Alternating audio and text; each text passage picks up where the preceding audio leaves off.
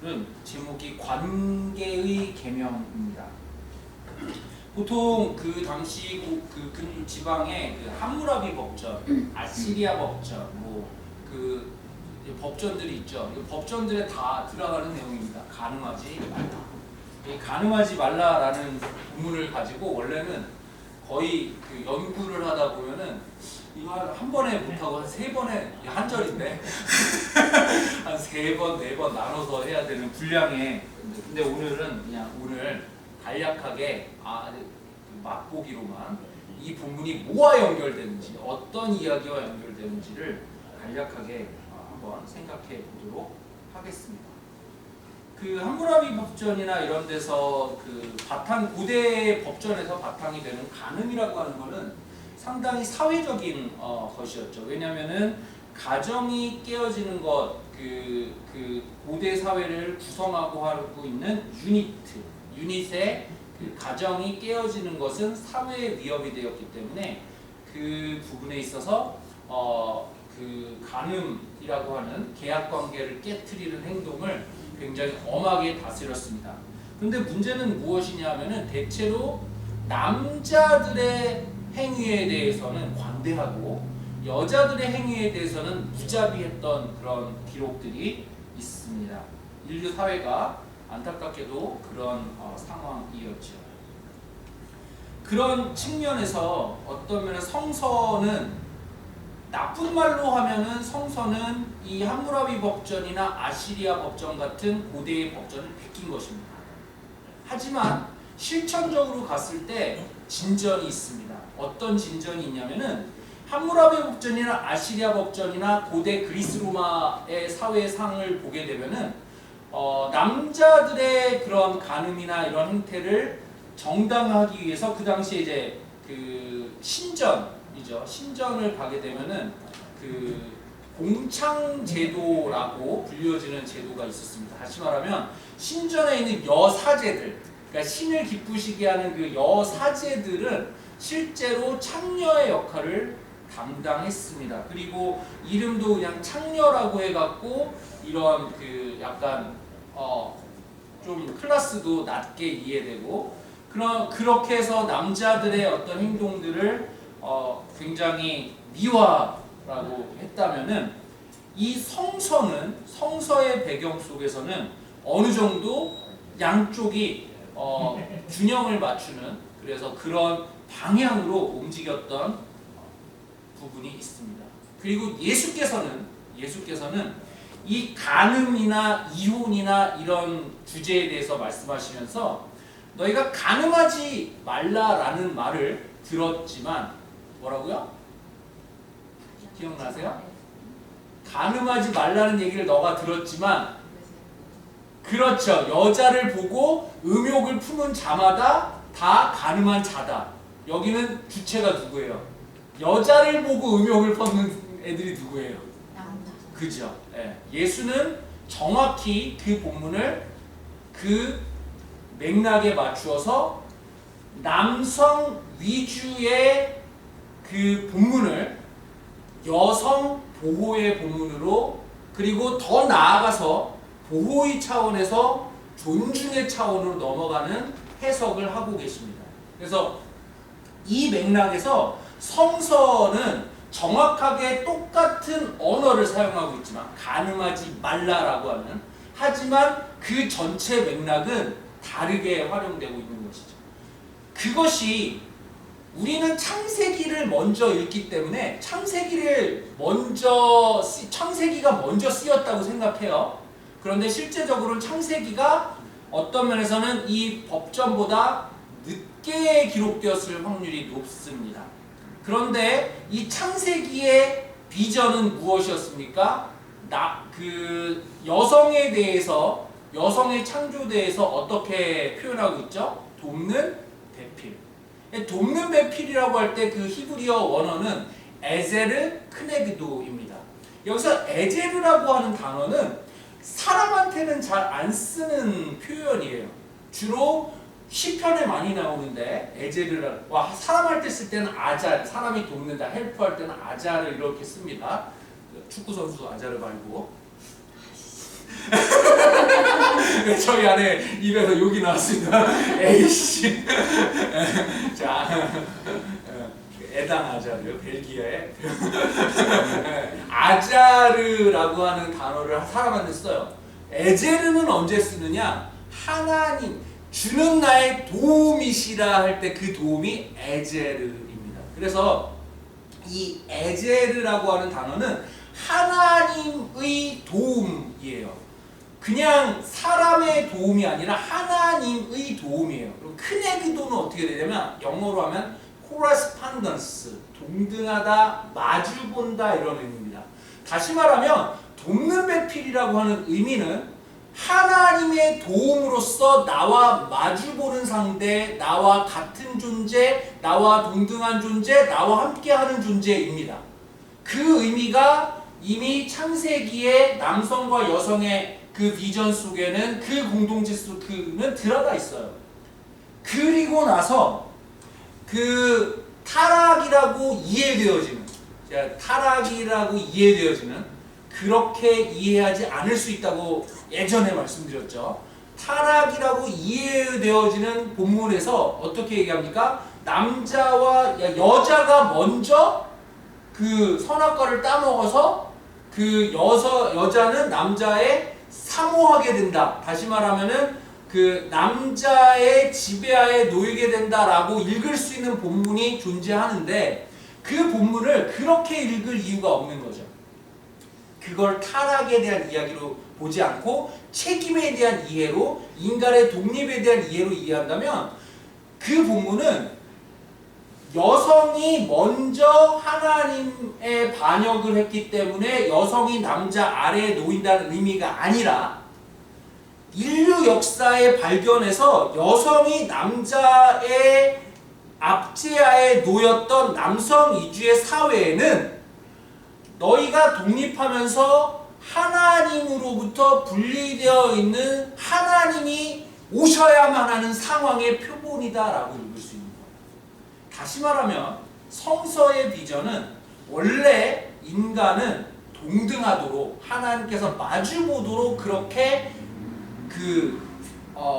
의도하셨는데 그것이 깨어져서 남성 위주의 사회계단 사회의 모습은 너희가 하나님의 활동이 필요한, 해방의 활동이 필요한, 성령의 역사가 필요한 이 사회의 상황이었다라는 비전을 이야기해 주는 것입니다. 그러면 그게 뭐 어떻게 그렇게 해석이 돼요? 라고 하겠지만 성령이 교회를 통해서 하신 일들을 통해서 그 이야기는 성령과 하나님께서 어떤 식으로 이 역사에 일하시는지를 보여주고 있습니다. 자, 그래서 종교개혁의 핵심적 변화, 마틴 루터에 의해서 등장하였던 종교개혁의 가장 핵심적 변화라고 그 학자들이 지적하는 한 가지 사건이 있습니다. 뭘까요? 종교개혁, 마틴 루터에 의해서 중세의 어둠의 그 오직 믿음으로, 그 다음에 솔라 스크리플라, 오직 성경으로, 그 다음에 그 이러한 그 하나의 큰 변화가 있을 때 레포메이션이라고 하죠. 그 시간에 가장 중요한 어떤 관계 사회에 있어서 혁명적인 변화가 나셨습니다. 학자들은 그거를 종교계의 핵심으로 이해하는 학자들이 꽤 있습니다. 뭘까요? 중세와 개혁시대가 달라지는 거죠. 어떤 지점일까요? 뭐가 달라진 것을 핵심으로 이해할까요?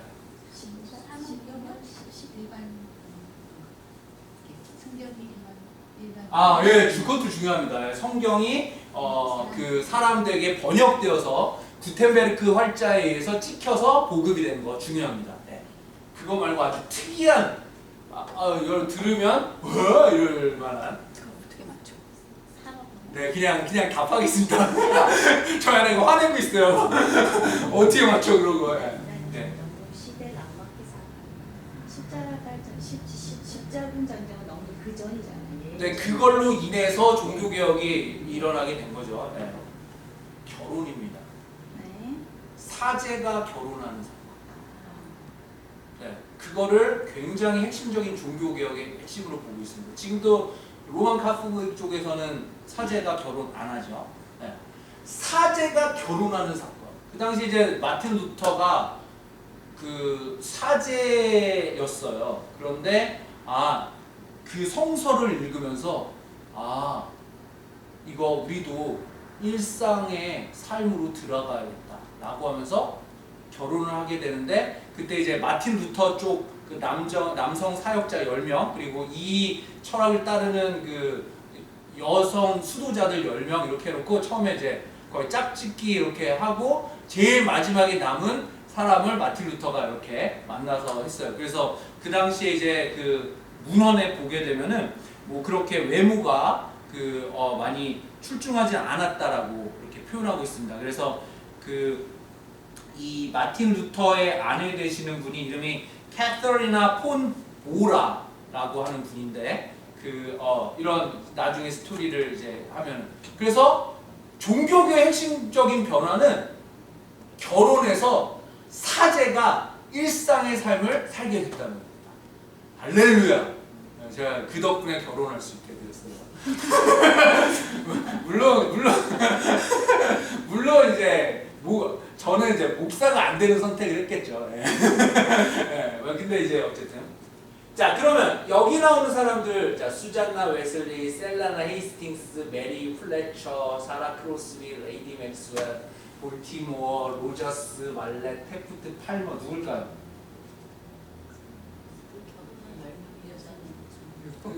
사실 이 두 번째 종교개혁, 한 100년 뒤에 두 번째 종교개혁이라고 불리는 것이 감리교 운동입니다. 그래서 메서디스트, 감리교가 탄생하게 된 배경이 되는 운동인데, 거기서부터 성결 운동이 이제 18세기에 있게 됩니다. 그 다음에 뒤에 오순절 운동, 크게 이렇게, 그래서 여기서 교단들이 나오죠. 감리교, 그다음 성결교, 그 다음에 오순절 운동은 이제 순복음교 이렇게 나오죠.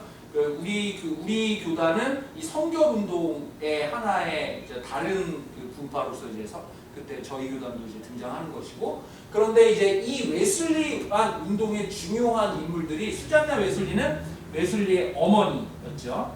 그 다음에 존 웨슬리의 후원자 셀레나 헤이스팅스, 그 다음에 감리교 여성 설교자, 그전엔 여성 설교자 하면은 거의 없었어요. 근데 메리 플래처, 그 다음에 사라 크로스비 마찬가지고요.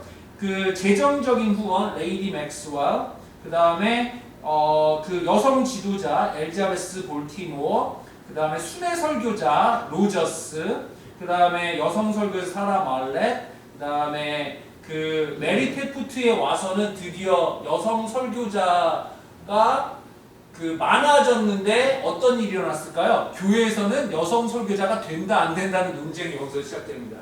많아지니까 위협이 된 거죠. 그리고 페베 팔머, 이분에 의해서 성결 운동이 시작되었는데 집에서 성서를 가르치고 하면서 부흥 운동이 일어나게 돼요. 다 여성들입니다.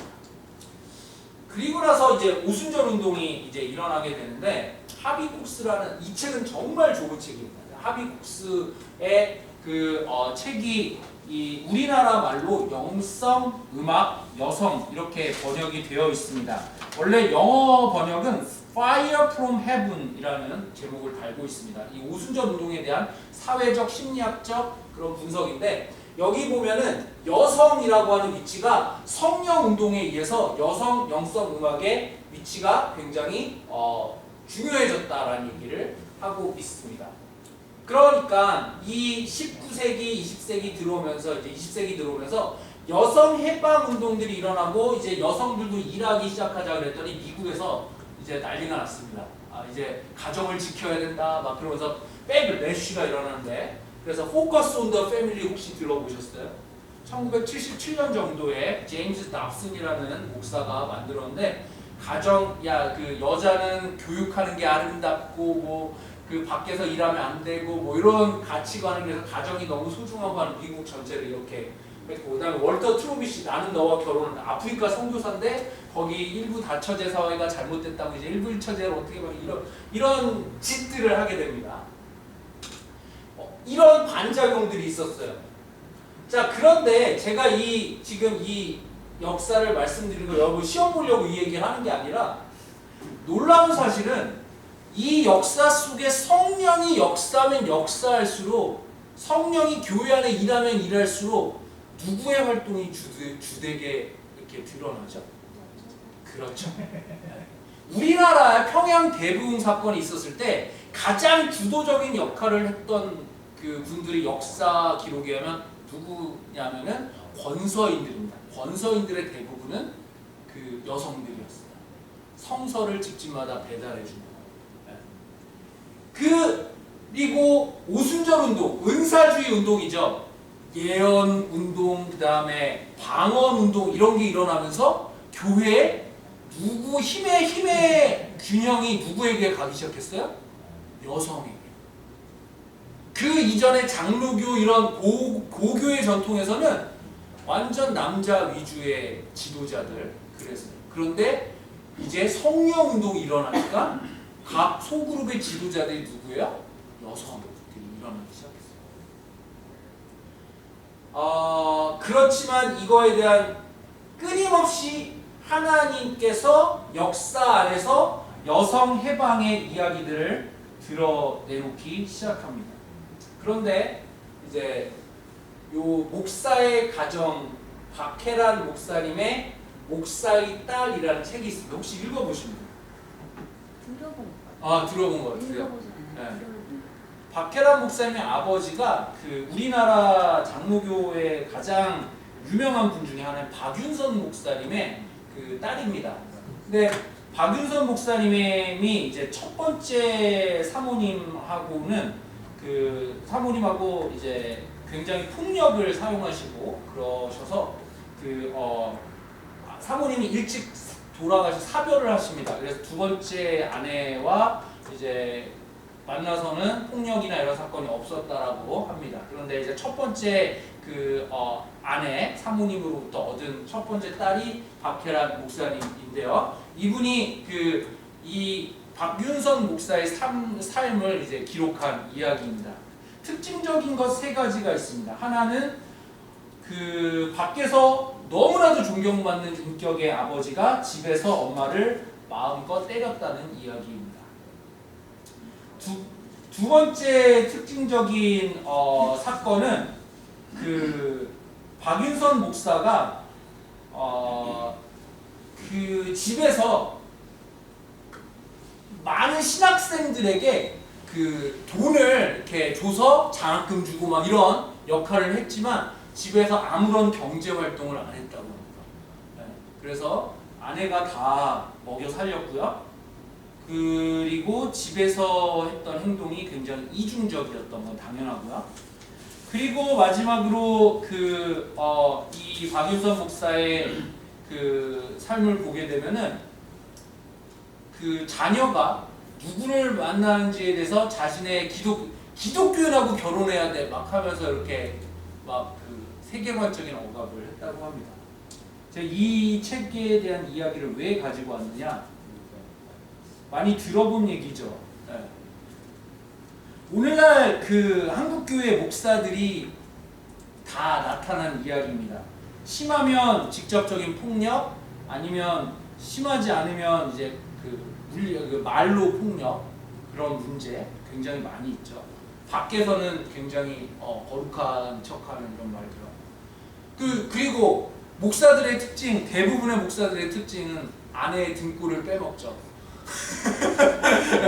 주변에 제가 아는 목사님들도 보면은 다 저도 포함입니다. 저를 포함해서 아내들이 그렇게 힘들게 막 일해서 경제적인 걸 다 감당하고 목사님들은 거룩한 일을 한다고 돈을 벌었다 안 벌었다 그러고 심심하면 금방 이거 하기 싫어 이러고 다 그러고 있습니다. 그리고 나서 마지막에 또 보면은 이 목사님처럼 공부랑 목회 이것만 하면 다 되는 줄 알고, 그리고 자기만 옳은 거예요. 이 말만 옳아 이러고 있고 말 많고. 이게 목사의 대체적인 한국교회 그림이죠. 그런데 어떻게 되고 있습니까? 지금 어떻게 돌아가고 있어요, 세상이? 일 안 하면 죽게 되니까 이제 목사들이 원래 성서를 깨달아서 삶을 바꿔야 되는데 마틴 루터가 성서를 깨달아서 어떤 얘기를 했냐면 집에서 기저귀를 가는 것이 하나님의 일이구나 라는 것을 500년 전에 깨달았어요. 그런데 우리 대부분의 한국교회 목사들이 아직도 기저귀 가는 그 거룩함을 모르고 여전히 내가 공부하고 목회하고 이것만 거룩한 거예요. 그러고 하니까 어떻게 가요? 결국 상황 자체가 우버 기사 안 하고 안 하면 살 수가 없게 몰려가는 거예요. 근데 이 시대의 종교개혁은 뭐예요? 결국 목사가 마틴 루터 시대의 종교개혁은 목사가 결혼하는 것이었다면 이 시대의 종교개혁은 뭐예요? 목사가 이제 일상의 일을 하기 시작하는 거예요. 제가 목사님하고 홍 목사님하고 처음에 이제 메릴랜드에서 전화할 때 목사님이 그런 노력을 하시는 분이라는 걸 듣고 감동적이었어요. 저 연세에 보통 왜냐면 목사님 연세 그 분들은 목사님이 이제 목회에 대한 얘기를 이렇게 하면 무슨 조언을 하냐면 야 목회에 집중해야지 목회에 집중해야지 뭐 딴 생각하냐 이렇게 얘기를 하는데 그래서 목사님 주변에서 다 그러니까 우리 목사님이 그때 막 기가 죽어 계시더라고. 내가 근데 대단한 프론티어 같은 도전을 하신 거예요. 네. 그래서 막 그 세무사 시험도 보고 도전 자체가 훌륭하신 거예요. 저희 세대야, 저 나이 또래 목사님 세대야 이 당연한 얘기예요 이게. 그런데 그래서 제가 오늘 제가 가늠하지 말라라는 말씀을 가지고 얘기를 하는데 뭔 소리야? 여러분 가늠하지 말라라는 말씀의 본의는 여성 해방입니다. 가늠하지 말라는 여성 해방으로 읽어야 돼요. 솔직히 여기 지금 남자분 저 목사님, 집사님 세 분인데 솔직히 이제 저희가 교육을 받아야 됩니다. 왜냐면은 성인지 감수성 교육. 보면 저희 약국에 찾아오는 그 목사님이나 이제 그 연배 되시는 분들 보면은 자기는 약사님 예쁘세요. 제가 속에서 막 이런 이 새끼 뭐 이런 올라옵니다. 그게 왜 나쁜 건지 뭐가 잘못됐는지 몰라요. 여성들이 어떤 생애를 살면서 두려움 속에서 살아는지를 몰라요. 저도 사실은 경험한 본 게 아니라 저는 공부한 거기 때문에 저도 안다고 말할 수는 없어요. 하지만 문제는 있다. 외모를 품평하고 그리고 어떤 불필요한 접촉이나 이런 게 얼마나 그게 공포스러운 행동이고 그게 조심해야 할 행동인지 남자들이 몰라요. 그래서 교육을 받아요. 네, 오늘 더 나가면은 오늘 못 끝내기 때문에 요 한 포인트만 여러분 오늘 기억하시면 되겠습니다. 간음하지 말라라고 하는 것은 간음죄를 처벌해라, 간음한 여성은 돌로 쳐 죽여라, 뭐 이런 헛소리들과 연결되는 말씀이 아니라 간음하지 말라는 정확하게 인류 역사 안에서 여성 해방에 대한 하나님의 마음을 표현하는 그 계명이에요. 여러분, 우리가 일어나야 돼요. 그래서 그 예수께서 말씀하신 것으로 마치도록 하겠습니다. 여자를 보고 음욕을 품은 자마다 간음한 자다. 다시 말하면 간음, 신약성서 헬라어는 모이큐라고 하게 되는 이 의미는 여자를 유혹하다, 여자를 강간하다, 불순한 동기의 모든 유혹행위를 포함합니다. 다시 말하면은 우리가 외모 품평하고 농담으로라도 그런 이상한 헛소리를 하는 것을 조심하지 않고 하는 남자들의 모든 행동 자체가 간음하지 말라라고 하는 이 말씀 속에 들어가 있는 거예요. 보통 페미니스트들이 얘기하는 강간 문화 안에 있는 그 문화에 젖어 있는 그 문화권의 남자들이 각성하지 않으면 우리는 간음하지 말라라고 하는 계명 앞에서 우리는 죄인으로 드러나게 돼요. 여성들은 이 구절을 해방의 언어로, 남성들은 이 구절을 이 인류 역사에 대한 반성과 변화의 언어로 읽어야 하는 것이죠. 함께 기도하겠습니다. 사랑하는 주님 감사합니다. 인류 역사가 기울어진 운동장이었습니다. 얼마나 많은 여성들이 자신의 가치와 자신의 삶의 무게에 비교해서 무시를 당하고 살았는지요. 얼마나 많은 여성들이 상식이라는 이름으로 차별을 받고 마음이 상하고 위협을 당하고 두려움 속에서 살았는지요. 용서하여 주옵소서. 주님, 이 기울어진 운동장을 다시금 평균케 하시는 하나님의 나라를 꿈꾸는 그 걸음으로 옮길 수 있도록 우리에게 지혜를 주시고 우리의 문화를 거스를 수 있는 능력을 주시고 연대할 수 있는 능력을 부어 주옵소서.